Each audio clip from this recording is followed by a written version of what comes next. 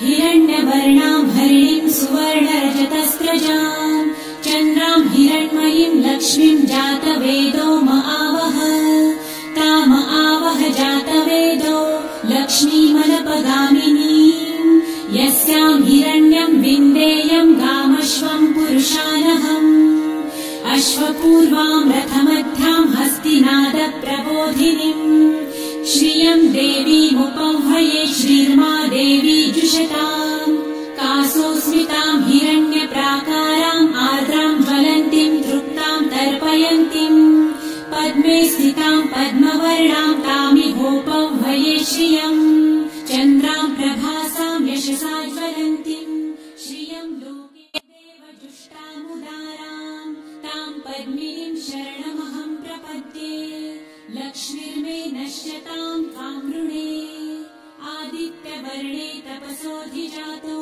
वनस्पतिस्तव वृक्षोऽथ बिल्वः तस्य फलानि तपसानुदन्तु मायान्तरायाश्च बाह्या अलक्ष्मीः उपैतु मां देवसखः कीर्तिश्च मणिना सह प्रादुर्भूतोऽसुराष्ट्रेऽस्मिन् कीर्तिमृद्धिं ददातु मे शुक्लपासामलां ज्येष्ठाम् अलक्ष्मीं नाशयाम्यहम् अभूतिं समृद्धिं च सर्वानिर्णुद मे गृहात् तापन्न कट्यधो भागी भागधारिण्यै नमः।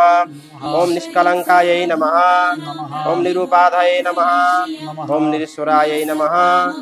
ओम निरागायै नमः। ओम सर्वज्ञायै नमः। ओम आज्ञाचक्राब्जनिलयायै नमः।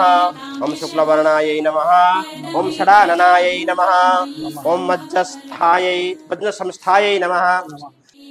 मातरं पद्ममालिनीम् आपसृजन्तु सिद्धानि चित्रितवसमे गृहे निज देवीं मातरं श्रियं वासय मे कुले आर्द्रां पुष्करिणीं पुष्टिपिङ्गलां पद्ममालिनीं चन्द्रां हिरण्मयीं लक्ष्मीं जातवेदो महावह आर्द्रां यकरिणीं यष्टिं सुवर्णां हेममालिनीं सूर्यां हिरण्मयीं लक्ष्मी जातवेदो महावह ताम आवह जातवेदो लक्ष्मीमनपगामिनीं यस्यां हिरण्यं प्रभुतं गावो दासोऽश्वान् विन्देयं पुरुषानहम्।